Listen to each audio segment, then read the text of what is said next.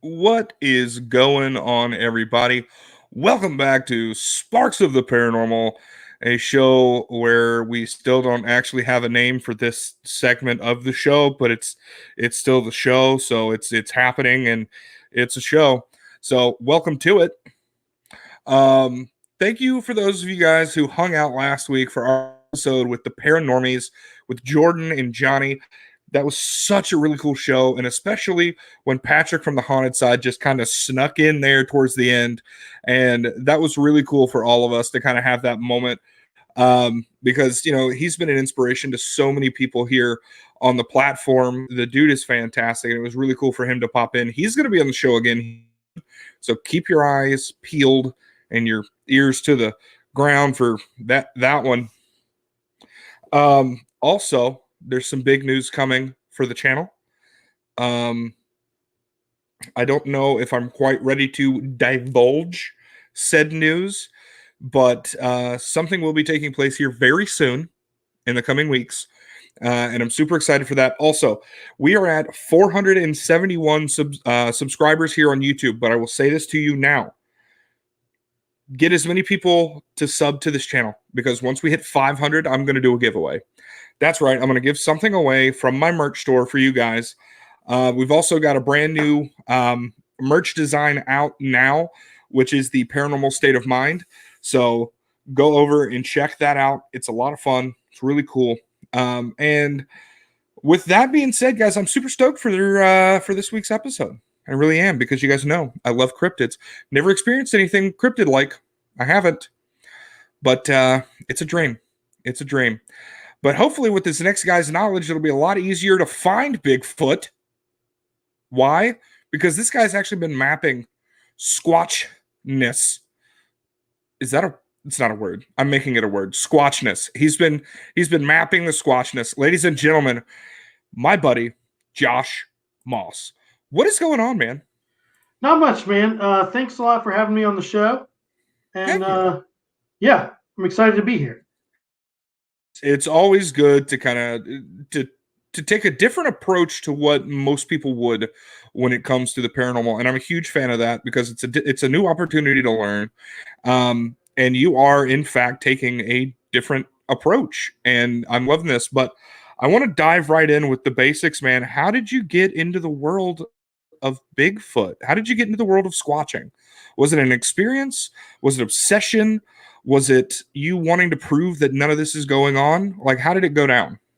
So, like you, I've never had an experience with any kind of Bigfoot or any kind of cryptid. Mm-hmm. So, but I have been fascinated kind of with this kind of group of subjects since I was a kid, and I think it was inspired by just like a lot of people, just the things you see on TV, and that kind of led me to read books. Mm-hmm. Specifically for me, I remember watching In Search Of, which yes, I'm not that old. They were like in reruns, but that just hooked me. It was a classic show with Leonard Nimoy, and oh yeah, the Bigfoot episodes hooked me the most, and I think it's because of all that stuff. To me, Bigfoot is the closest to being something real that you could actually get a handle on. Mm-hmm. And that's what keeps it more fascinating than some of the other subjects to me. Like, I don't want to ruffle any feathers, but I guess to me, Bigfoot seems like the closest to being potentially real. And that, to me, keeps me interested in like wanting to try to do some research on it. Yeah. Yeah. Well, I mean, I would agree with you on that. I mean, the Bigfoot, Sasquatch, Yeti, Yowie, Yeren, the rock apes, all of these different things. There's more evidence to support their existence, despite not actually having one, tangibly in front of us, than there are for like the chupacabra or something like that, or even Mothman. Like, it's all, a lot of them are just hearsay, but there's way too much evidence supporting the fact that there could potentially be a Bigfoot. It's true. And it's also like, if you think about the Bigfoot in comparison to, say, Mothman or Chupacabra, it's like, what would those animals be? What would a Mothman be, like, biologically speaking? Mm-hmm. It's not related to something on Earth, whereas a Bigfoot potentially, and I don't have a hardcore opinion on what a Bigfoot is, because I don't know that there's enough evidence to prove what it is at this point. But a Bigfoot could potentially be something very familiar to us that isn't really that hard to explain after all. Like if a Bigfoot's an ape, that's in the end, that's not even that crazy. That's something we are very familiar with. We know apes, we know orangutans, we know gorillas. So that to me keeps it interesting. Whereas some of these other cryptids, it's easier to dismiss them because you're like, well, if it was an animal, how would it fit into basically the ecosystem? And then with a Bigfoot, it kind of makes sense. Like you could imagine that it does fit into the ecosystem. You really can, and it's very interesting when it comes down to the basics of what we have for Bigfoot research. Obviously, we've got the footprints and things like that. But when you're talking about could it potentially be an ape? There are so many hair samples that don't make sense. We don't know what we can compare it to because there's nothing else like it. And I think that is one of the biggest head scratchers for me, besides not having a body, is the fact that all of these hair samples that we have don't go with any living creature that we've got. Some do, but there's too many questions that are left. And it's very interesting. It's very interesting. I understand the obsession, my friend. I do. Yeah. I mean, it's kind of a fun hobby for me, and the map thing is my professional skill set, if you will. So sometimes I'm just like, I want to.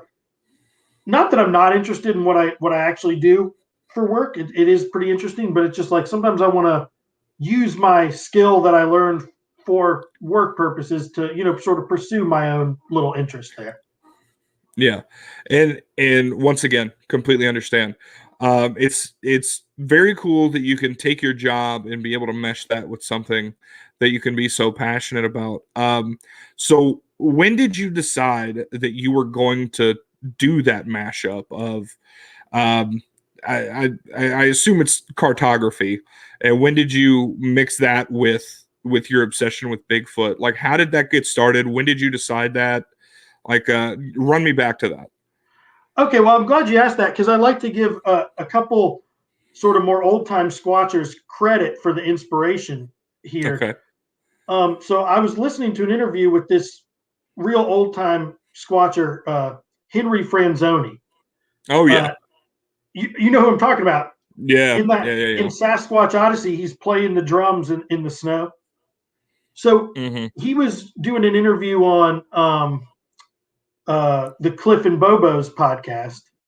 Yeah. And he was talking about his career, and his career was actually very, very similar to mine. And he was a GIS expert as well.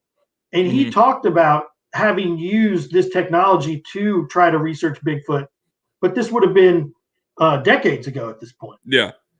So that inspired me. I was like, well, I'm going to see if I can find the raw information out there and use my mapping skills to kind of crunch some numbers on it, because he this fellow Henry Franzoni tried that approach, but that was a long time ago, and both the amount of data that's available and the technology has gotten like a lot better. So I was like, so that was kind of my inspiration. And secondly, I'd like to give credit. I'm sorry. Oh, no, you're good. Keep going. Cool. Thank you. This is all goodness, bro. This is all goodness. Thanks, man. Secondly, I was going to say I'd like to give credit to Cliff Barackman himself, because I didn't know where I would find the raw data of basically the GPS points, if you will, for the Bigfoot sightings that I used to make the maps. And I figured, well, I'll take a shot in the dark and I'll just email Cliff Barackman at his email address at the North American Bigfoot Center, because he's a very kind of data oriented Bigfoot guy. Incredibly.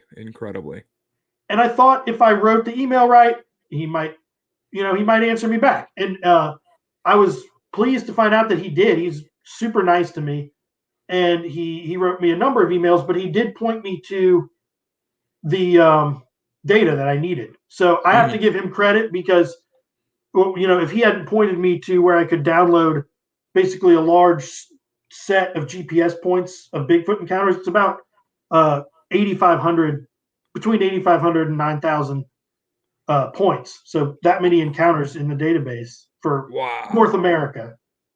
If he hadn't pointed me to that, which it is public, it's not a private thing, and I can actually try to. I don't have the link on hand, but it's posted on my Twitter, and I actually put it as credit at the bottom of all the maps.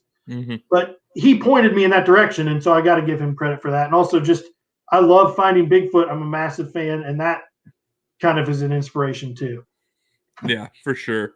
Finding Bigfoot, I think, was a really good show.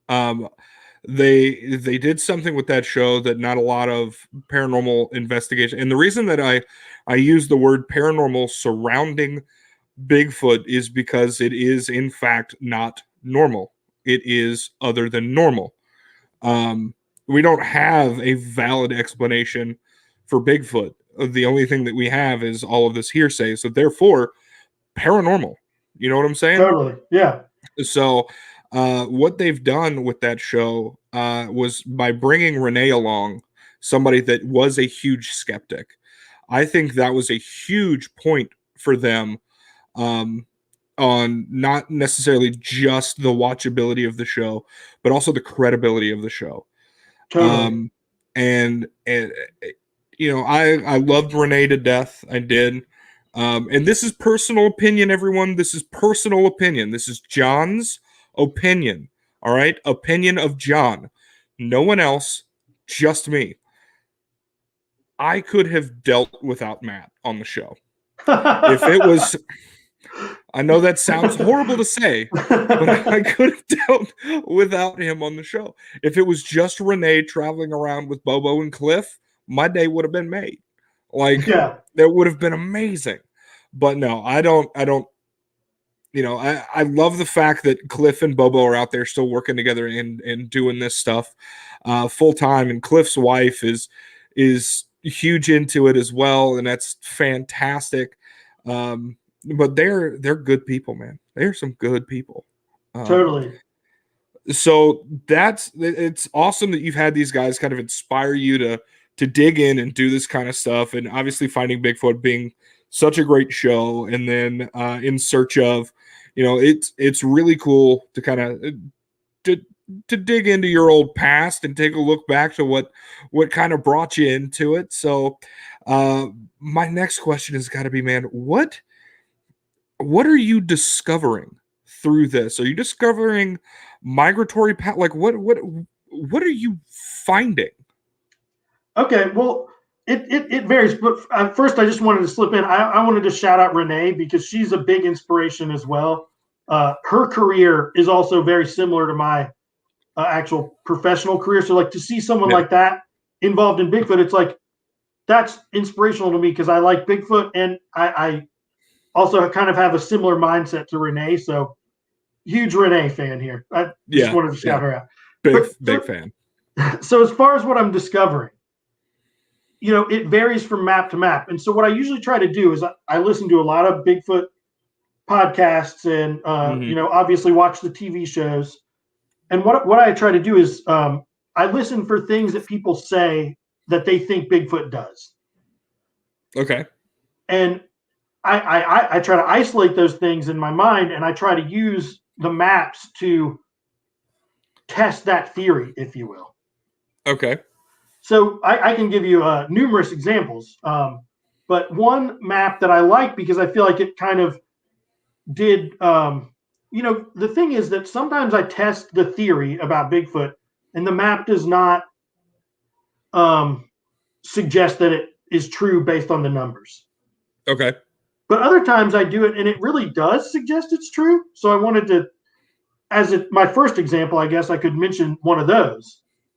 And so I did a map of southeast Texas, which you know is Texarkana area. It's the big thicket. Oh yeah, Sam Houston National Forest. It's a big Bigfoot hotspot. That's Mm-hmm. why I chose that location. And so I chose to compare the points there to wetlands, because you hear a lot of times, you hear Bigfoot people say the Bigfoots use waterways both as shelter from humans and as migratory routes. Mm-hmm. So I wanted to test the theory by comparing how often were these Bigfoot sightings occurring within a certain distance of a wetland or within it. It's a And it turned pretty good idea. right. So I mean, it's kind of a way to try to use data out there to see, well, a lot of people are saying this thing, but can we back it up in some way? Given that we can't pin down an actual Bigfoot, is there some other way we can provide any kind of backup to some of these theories? Mm. You know? Mm-hmm. And so in this case, I feel like it could definitely be interpreted that the map did provide backup to that theory, because 80% of the sightings did occur within a quarter mile of a wetland. And a quarter mile is like a really short distance. I set Yeah, that buffer. I set that buffer tight. Like I could have done 1 mile, and it might have ended up being 90% of the sightings. that's crazy. So I like to bring that map up first, because it is one of the ones I've done with the strongest correlation that kind of uh, it vibes, if you will, with a Bigfoot theory that I hear a lot. That's absolutely fantastic. So take note, Texarkana. Take note, Sam Houston area. If you're looking for some squatching, quarter mile from your major waterways, take a look. See, you may catch something.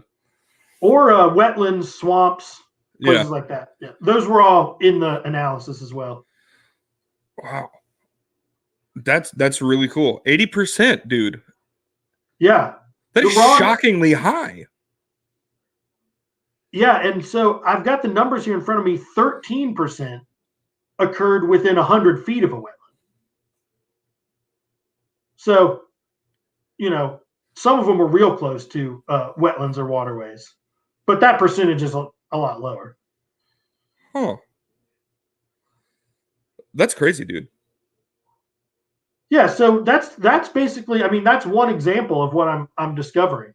And I've done a bunch of maps at this point, but like I said, some don't really um, some don't really pop like that. So Yeah. So yeah, what give me an idea of something that just hasn't played out. okay.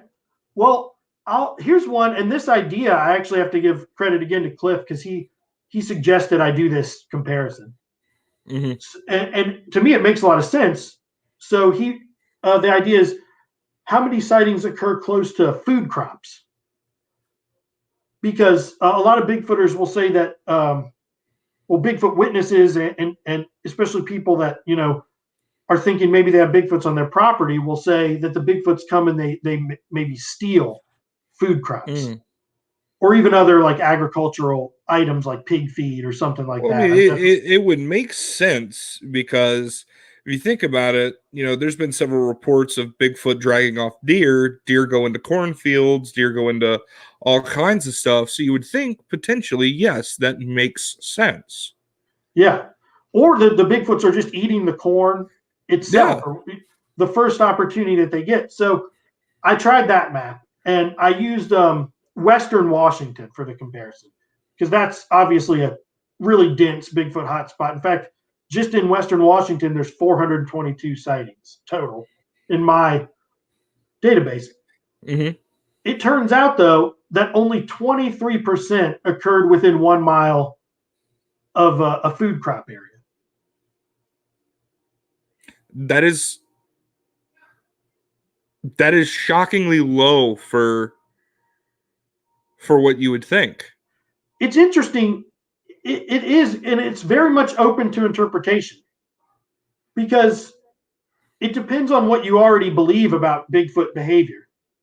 Because Yeah. it might, I mean, 23%, that's almost a quarter of the Mm-hmm. sightings. So it's not none. So it could actually suggest that the Bigfoots do avail themselves of crop locations to try to take food. Just it's not their main source of sustenance. So in that way, these maps are open to interpretation like that. Like, but this is a good example of one where the numbers did not pop. Yeah. That's crazy, dude. That is crazy. So just for my own foolishness and my own, want to know, if you will, curiosity. I know it killed the cat, but let's do it anyway. Have you done any mapping for the state of North Carolina? Yes. So I live, I'm not going to give away my town or any kind of anything like that, but I live like smack dab between the Appalachians and the Blue Ridge. Okay. In the Piedmont. So, yes. So what have you discovered with the fount of North Carolina sightings that we have? So the North Carolina map I made, and I maybe could make another one, but this one I tested the theory. So a lot of people say that Bigfoot's frequent high precipitation areas, like rainy areas.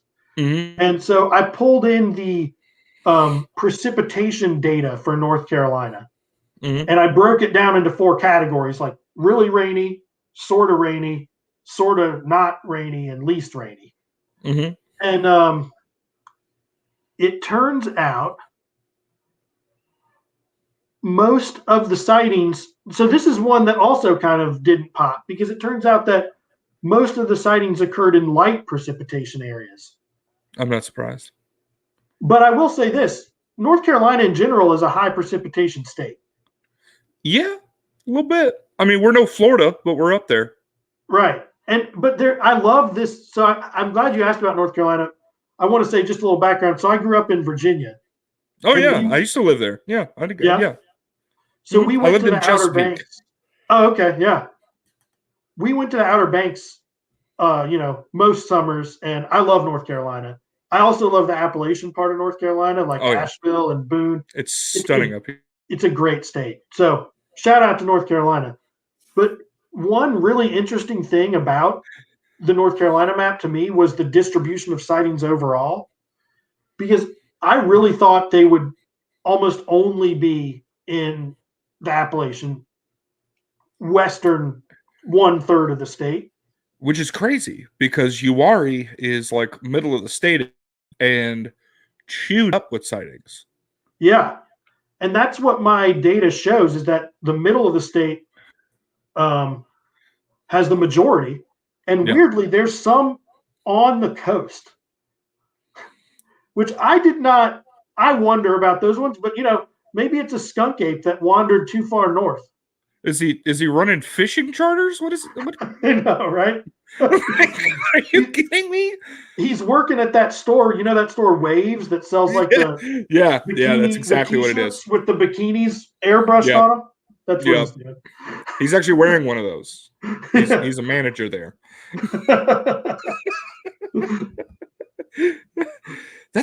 He's out on the coast though. Yeah, so I'm just glancing at it, and there appears to be 5 or 6 sightings kind of on the central coast of North Carolina, basically near the Outer Banks. That's crazy.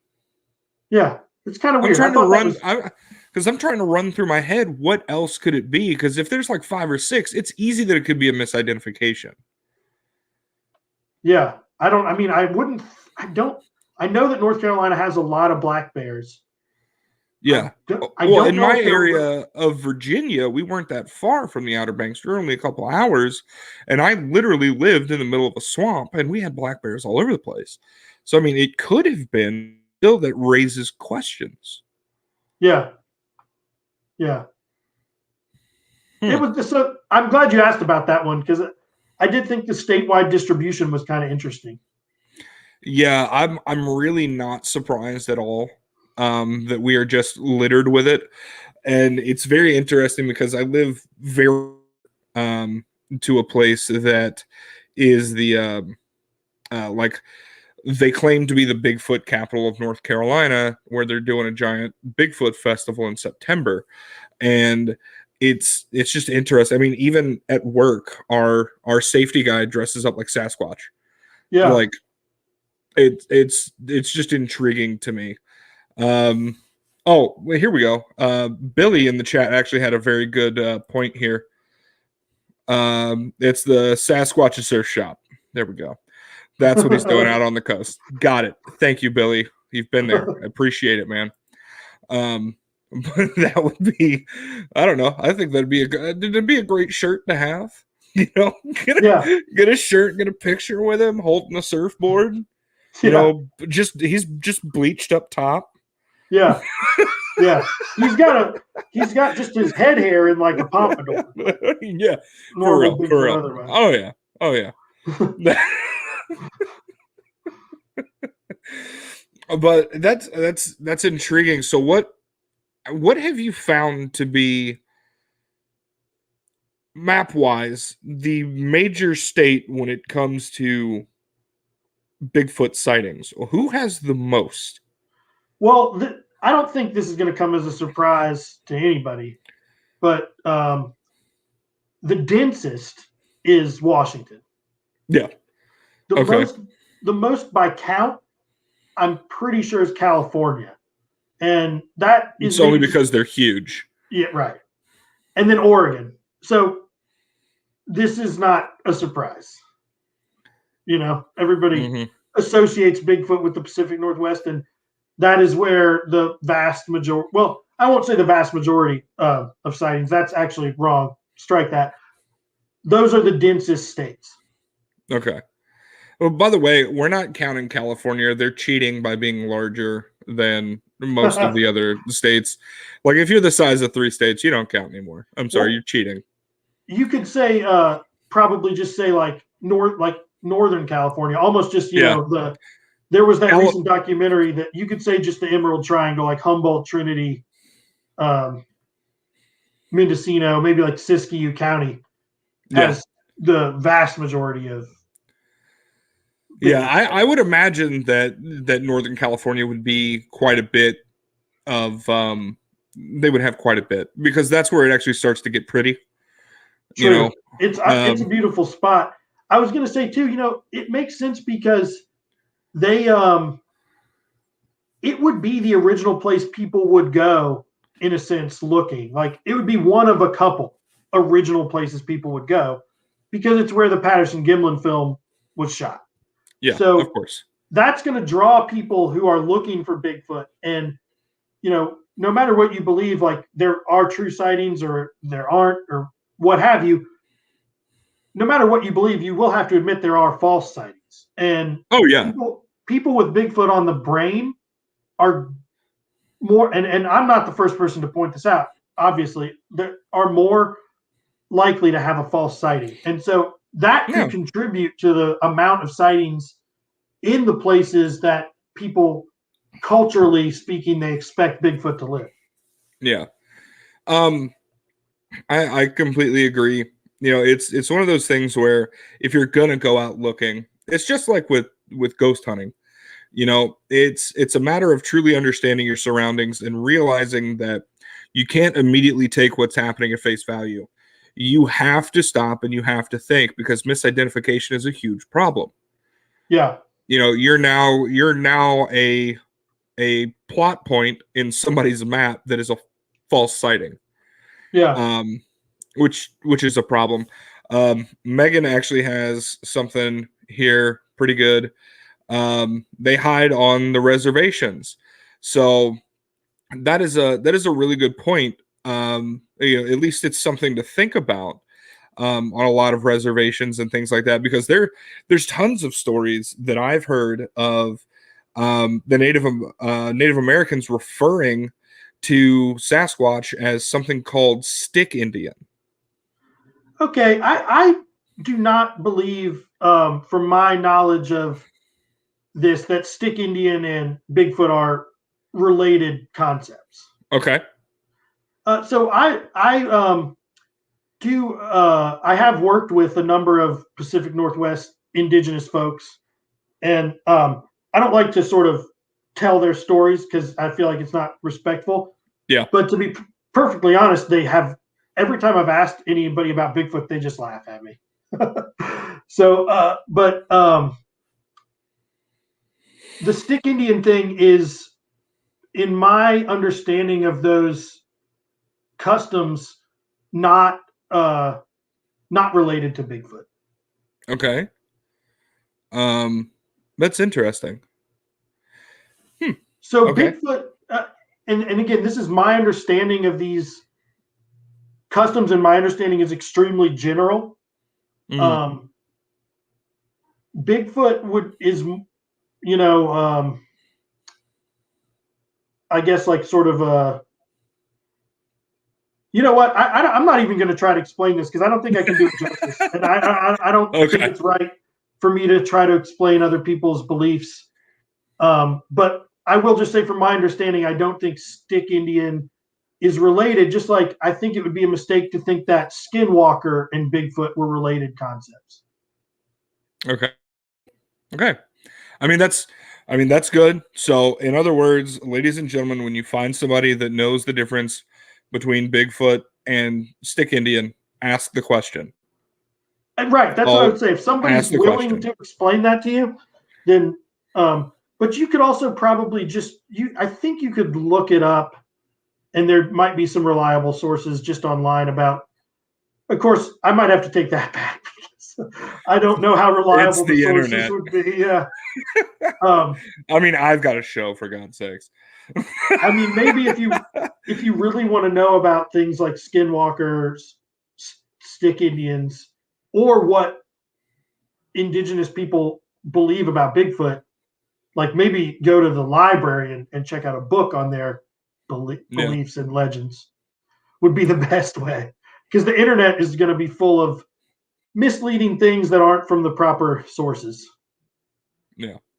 So another really good comment, and I'm gonna pose it like a question from Lockbeard. Um, the Choctaw Territory in Oklahoma has got to have a pretty high density. All right, well, let me pull up a. So I have done an Oklahoma map, and it's actually one of my favorite ones. Okay, I did that not sounds put the promising. I did not put the Choctaw Nation's border on the map, but I'm quickly looking up where that is, and it actually looks like this listener is onto something, because from what I'm seeing, the Choctaw Nation is in the southeastern section of Oklahoma, which I Mm-hmm. believe is the Ozarks and the Ouachita Mountains. Which, if you follow Bigfoot news and stuff, you might be aware of the North American Wood Ape Conservancy, and they Mm-hmm. have their Area X in the Ouachita Mountains, where they've made some pretty bold claims about the stuff that they found. Mm-hmm. Um, and on top of that, there's a really great Bigfoot legend or story out of that area, out of the Ozarks, called the Siege of Zenobia. Are you aware of that story? I don't believe so. Okay, so well, are you aware of the Ape Canyon incident? Yes. All right, so the Siege of Zenobia is like a 21st century Ape Canyon incident. Basically, these guys this family living in the Mm-hmm. backwoods in the Ozarks, Mm-hmm. starts having some harassment on their property, just like in the Ape Canyon incident, rocks getting thrown at their house, etc. And they get scared, and there's a wife and kid there, and they have to leave. And it's just like this guy and his brother or his friend hold up with like a bunch of assault rifles, Mm-hmm. trying to get these Bigfoots to come so they can like put an end to this. And they Mm. do. And according to these guys, they shot one. But I according to, remember hearing something about that. I was not sure where it was coming from. So okay. but an investigator from the BFRO went, and there didn't seem to be any hard evidence of the shooting of a Bigfoot. And the guys that owned the property, I guess, determined that the Bigfoot were coming because they would bait deer from their porch. So they'd put out food, and deer would walk right up to their porch, and they would shoot them. And okay, first of all, that's not even hunting. I agree. I wasn't trying to characterize these guys, but to me, that's not a sportsmanlike way to take deer. Once again, you're cheating. Doesn't count. But I mean, I will say perhaps they weren't wealthy and they just like really needed food. I don't know. I'll give them the benefit of the doubt. They stopped doing that, and apparently the Bigfoot harassment died down. But apparently there was a huge reaction after they shot one. Like the other ones got way more aggressive. Anyway, it's a great story. So between that and the North American Wood Ape Conservancy, which has made some of the most scientific sounding, at least, and I'm not putting any shade on them, but it's hard to say, they haven't produced anything really super tangible, but they've produced some really interesting evidence, and they do have scientific credentials, a lot of the people on that team. So I give them the benefit of the doubt too. I was inspired to make an Oklahoma map, and it turns out that there in the southeastern corner of Oklahoma, the sightings are very dense. So like I did, I mapped the Bigfoot sightings over what's known as an ecoregion, which is basically a way that ecologists break up the landscape based on the type of trees, animals, and geographic characteristics. So they basically break it into ecosystems. And the majority of Oklahoma sightings happened in the Ouachita Mountain ecosystem, despite that being a very small percentage of the state. Interesting. So to me, that one was interesting because it kind of backed up the Wood Ape Conservancy and the Siege of Honobia story a little bit. That's intriguing. I would imagine there would be a very high, part of me is torn because I could understand why mountains could be a very high dense area for Bigfoot sightings, and then a part of me is like, I can understand why it couldn't be. Do you know what I'm saying? Like, it's easier to hide. There's not always food up here, That's very true, yeah. So it's very interesting. I think I don't know, man. Like, it's just it's a conundrum, and the fact that you're out here and you're mapping this kind of stuff, you can give us plot points. You can give us, things like that. I love what you're doing. Billy put in here a great little blurb. I had an unknown sighting. I say unknown because I was at highway speeds in the dark, but it was near the North Carolina, South Carolina border in Rutherford, which is towards the western end of the state. It's between Asheville and Charlotte. And he says, heard of many sightings in the area. Like I said, we are, that area is close to me, and we are known to have, some Bigfoot sightings. So I myself don't. Obviously, Josh can give you more of a clear answer than I can. Because he's got the maps, just like Arby's has the meats, he's got the maps. I like that Arby's shout out. I love Arby's. Oh yeah, man, dude, their Reubens are out of this world. But you'll probably be able to give us a little bit more information about that kind of stuff. It's just it's a very interesting question. It's always interesting to have a conversation with somebody that may have seen something. So, do you have any information on that kind of like that area-ish? So as far as a question like that, the most I can do is kind of pull up the sightings for the area, and it looks to me like between the Charlotte, Asheville, and like I'm looking in South Carolina, like Spartanburg. That would be near our area. Yeah. It's not super dense. I'm not surprised. It gets dense to the west. So if you want me to get real specific, like by Asheville, just northeast of Asheville, there's 20 sightings. Well, to give you an idea, I used to work in Asheville. And 5 minutes from me on the Blue Ridge Parkway was one of the most violent Bigfoot encounters in North Carolina. So I'm not surprised that up there would be something. So I'm looking at like between Asheville and Lenox. Sorry, I can't. I'm having trouble zooming in on my map here. Let's see. I've got it in the web browser. But yeah, it's always interesting to think about that kind of stuff. Northeast of Asheville, there's like 20 sightings all in a clump. Yeah. So basically, what he's saying is, Billy, you could have seen it. You could have. It's just not a highly densely populated area for sightings. And yeah, that in no way rules anything out. No, not at all. Not at all. And then Sandra, who is up in Canada, says that there's an Indian tribe there in Canada that actually worship a female Bigfoot. That's pretty intriguing.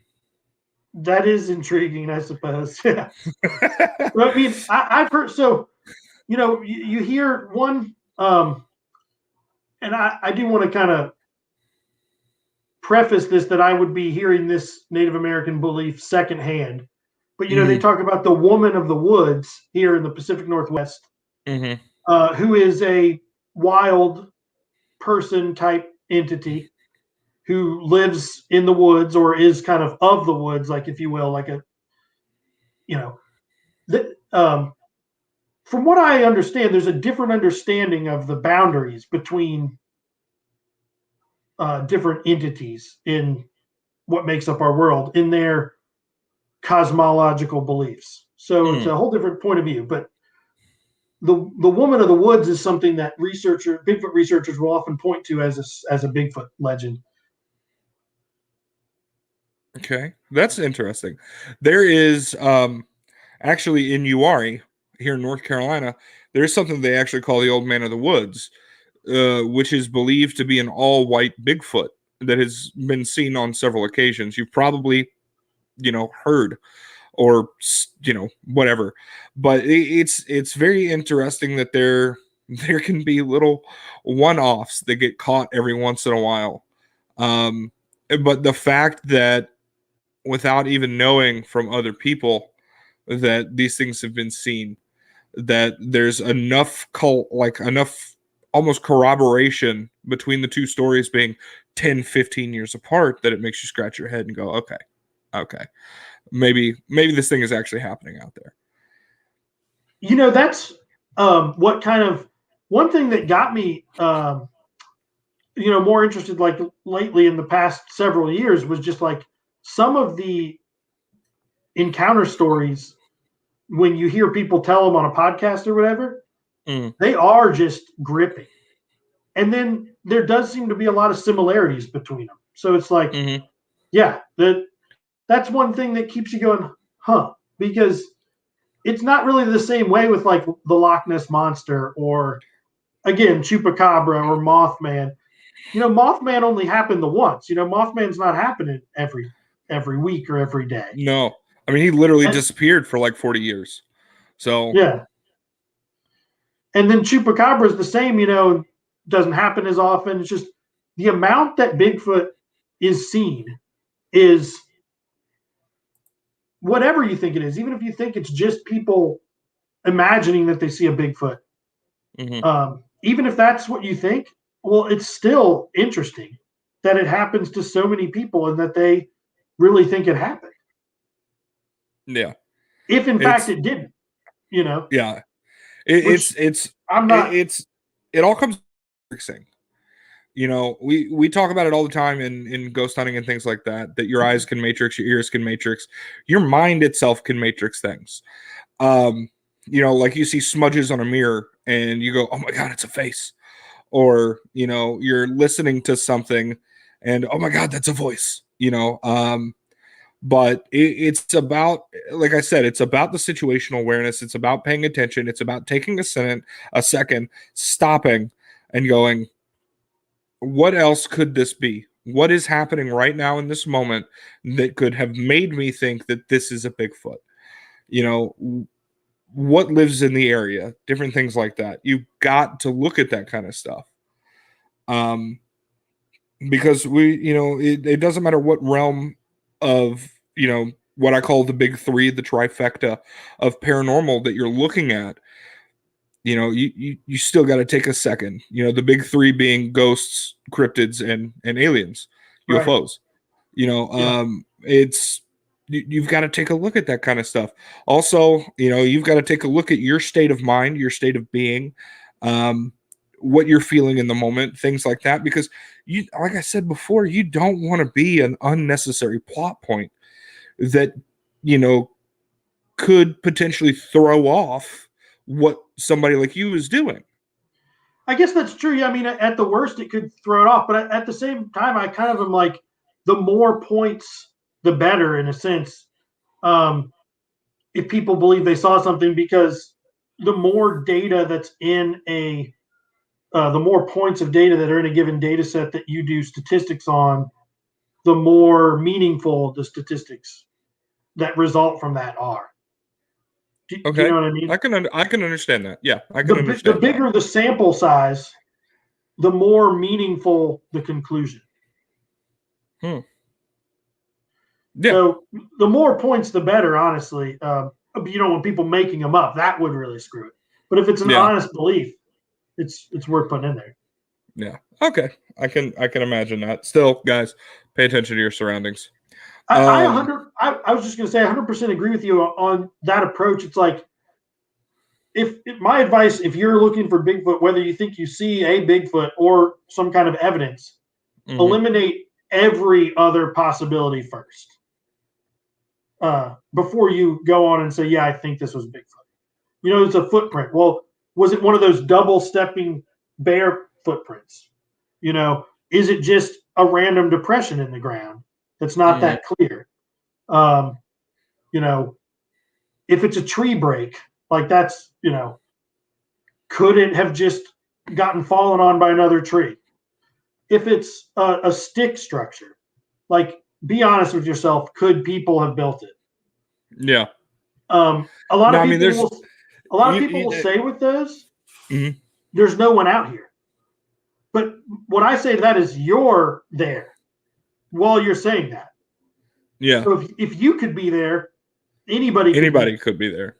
So, but I want to just back. That being said, I am not saying that none of that stuff is evidence of Bigfoot. You just need to really think critically and eliminate all other possibilities. Debunk, debunk, debunk, debunk, guys. It's important. It is important to do. Like I said, it does not matter which of the big three that you're in. Debunk, debunk, debunk. Critical thinking. It's a huge thing. Yeah, I mean, that's basically what I'm saying. Just don't have confirmation bias, because it's like, if you believe in Bigfoot and everything you see becomes evidence of Bigfoot, that's what's called confirmation bias. So you need to go looking at, your first assumption needs to be, well, this isn't evidence of Bigfoot. You knock down all the other dominoes, and if Bigfoot's the only thing that's left, you've got some evidence. And I do Yeah, think there's evidence out there that fits that bill, but I there's there's not a lot of it. I would agree with that. I would agree. So what have you discovered in relation to time of year and movement patterns of Bigfoot? Okay, well, this is a good question, and I haven't really dug into that yet, and I should. Okay. It's an obvious question. It's an obvious analysis to do, actually, with the data I have, because I do have time of year information for each point. Mm-hmm. I did one map, I think, that had. Oh, you know what? Let me back up. I did one seasonal map. It doesn't really say much about migration patterns, but I still thought this was a really good one, actually. So Mm-hmm. I did Pierce County in Washington, which is in the foothills of Mount Rainier. Mm-hmm. Very big Bigfoot sighting area. And in fact, I think another fellow I collaborate with sometimes, who goes by @SquatcherMetrics on Okay. Instagram, Mm-hmm. he broke down Washington by county, and Pierce County was the most number of sightings. So I took Pierce County, and I took salmon streams. And in that one, I eliminated all the sightings that happened in summer and winter because the salmon run in spring and fall. And it turned out that 41% of the spring and fall, 42% of the spring and fall Bigfoot sightings took place within a mile of one of those salmon streams. And I thought that was pretty good. Like that's a pretty strong correlation. That's impressive. Close to half. Yeah, that is impressive. But once again, it makes sense. I mean, who doesn't like sushi? You know, right? And again, that's like something that folks would say about Bigfoot. Like Bigfoot's like to eat salmon, so I try to test that. But your first question, as far as just taking the seasons and seeing if I can see like a movement in a density, like a dense grouping of sightings, like moving over time, over the seasons. It's something I have the ability to do, and honestly probably should do. It's a very, like I said, it's a very classic kind of question for this. I just haven't done that one yet. It's kind of, okay. I will be honest, that one's a lot of work, and it's not like I'm getting paid for this. But that is a really good idea, and hopefully someday I will get around to that. Okay. Well, I mean, darn it. We'll be waiting with bated breath on the edge of our seats for that day. But guys, if you want more information about what Josh is doing, all right, his links, I've got them down in the description below. You guys could shoot him a DM. Check out whatever he's doing on Twitter and Instagram. I found it all very interesting myself. Like I said, I have yet to have an experience, but I know now who I can go to for an idea on maps on if I want to go out there and risk my life going up against a giant Wookiee. I can do that. Just remember that if you are going out there, let the Wookiee win. Okay? Let the Wookiee win. But like I said, guys, his links are down there. He's got the Twitter, the Instagram, all of that good stuff. Dude, we're going to have you on again to talk more about this kind of stuff. Yeah, dude, Bigfoot is such a huge topic, you know, obviously not just because of the pop culture around him, which is something that you guys also need to keep in mind. The pop culture is something to put out of your head. We're dealing with a live animal. I have to admit, I love a Bigfoot horror movie. Oh yeah, no, there's some good ones out there. I love a good cryptid horror. There's one that came out of Alaska called Moose. That if you want to lose your mind laughing your butt off, watch Moose. It's on Amazon Prime. Enjoy yourselves. Okay, I'll have to check that one out. I love cryptid horror movies. It's almost my favorite type of horror movie, I think. There's some really good ones out there, but Moose, I lost it when I watched Moose, for sure. I could not stop laughing. But it was like it was so self-aware that it was fantastic. Right. It was literally just made by this small town. They're like, we're gonna make a stupid horror movie. Just enjoy yourselves. But yeah, it's absolutely fantastic. But guys, once again, make sure that you guys are checking out those links below. Make sure you guys are checking out Josh and everything that he's putting out there. If you guys have questions, he can help you maybe. And if he can't, he can help you find somebody that will be able to help you. Because that's what this community is all about. Okay? This community is about helping each other, showing love, and showing support. And as I said at the top of the show, guys, once we get to 500 subscribers, which is like 29 from now, I will be doing a free giveaway from something in the merch store. We've also got brand new merch out, Paranormal State of Mind shirt, which is, once again, one of my own designs. Thoroughly enjoy making that kind of stuff, and I know that you guys enjoy everything that I come up with. But we're going to be doing a giveaway at that point. You have to be subscribed here and following me over on Instagram. And so yeah, once we get to 500, I will pick somebody, and that person will win. We'll win a shirt. We're gonna say you're gonna win a shirt. But yeah, guys, you're all fantastic. When you're out there and you're following this dude, and you find anybody in the paranormal community, cryptids, UFOs, spirits, whatever, when you do that, you show that love and support. You follow, okay? Because that's what good people do. You follow, you like, you comment, you subscribe, you hit the bell notifications, all of that goodness, because we're all out here for the same thing. We're all out here for the same reason, and that is to find answers. We may do it differently, but it's a chance to learn. Take every day and learn one new thing. Make yourself better than you were today, than you were yesterday. That is the goal every day. And also, guys, keep your ears to the ground, keep your eyes peeled, because there's something big coming to the channel in June. So you guys really want to pay attention for that. Like I said, not quite ready to release that information just yet, but it's going to be a lot of fun. And anyone who loves ghost hunting, you're really going to love this show. So stay tuned for all of that goodness. Guys, I love you all. Oh, wait, I forgot to do my stuff. I forgot to do my stuff. Merch and PayPal links in the description below. See, this is what happens when I get tired. Other ways that you guys can find me on TikTok, Instagram, and the Facey Space at Sparks Normal. You can find me there on all of that goodness. Every time that you guys shoot money through the PayPal or you buy merch or anything like that, you guys are helping us to make this show better, and you're helping us to get gear so we can bring you better and better content with our investigations. Now, I think that's it. Josh, would you like to say anything before we head out? Well, yeah, I was just going to say, obviously support John and all of his merch and his socials.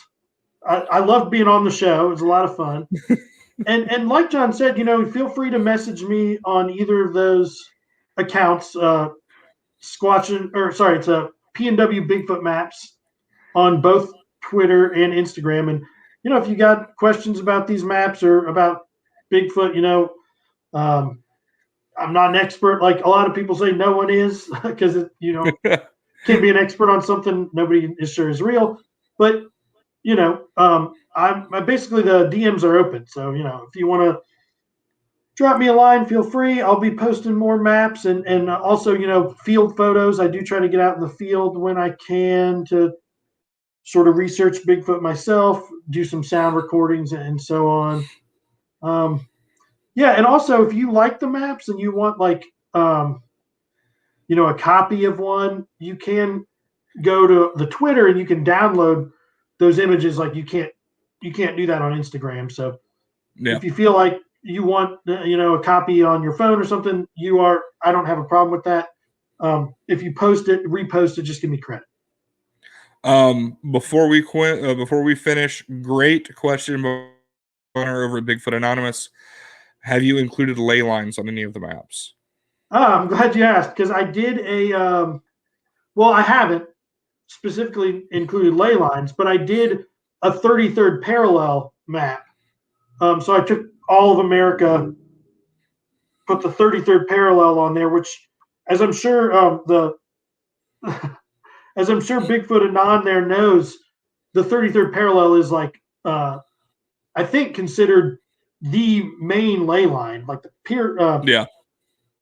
Various ancient buildings are on it, and mysterious incidents occur on or around it. So I just highlighted all the Bigfoot sightings that were in 50 miles of it and made that map. And cool. I wasn't sure if that really gave any good conclusions. It's not typical Bigfoot habitat. It's like the southern United States and the Southwest. But and stop me from going on too long, but it did have a really big cluster again in that Texarkana, western Louisiana, southern Arkansas, right where the Boggy Creek Monster is from. Yeah. Big concentration there right around the 33rd parallel. So seeing that that's not typical Bigfoot habitat, if you happen to believe, if you're one of the folks that believes Bigfoots do travel through portals or are extra dimensional beings, and I have no problem with that. I'm not going to try to talk you out of that, or try to talk you out of thinking that they're just apes. I'm open to either. But if you believe that they are ultra dimensional beings, maybe there's a place there in the Texarkana region along the 33rd parallel where they're coming and going through these dimensional planes. Who knows? So that could be the story of that map. But to answer Bigfoot Anon's question, the 33rd parallel map is the closest I've made to a ley line map. I am not sure I would be able to find data on ley lines, the lesser ones. So I'm not sure if I'll be able to make that map in the future. I can't guarantee it, although I would like to if I could find that information, but I just have a feeling I might not be able to. Well, so there's your answer, Connor. But I'm pretty sure that if you shot him information, you could probably get an autograph map. But yeah, guys, thanks for hanging out with us. Thank you for everything. I hope you enjoy the new setup here.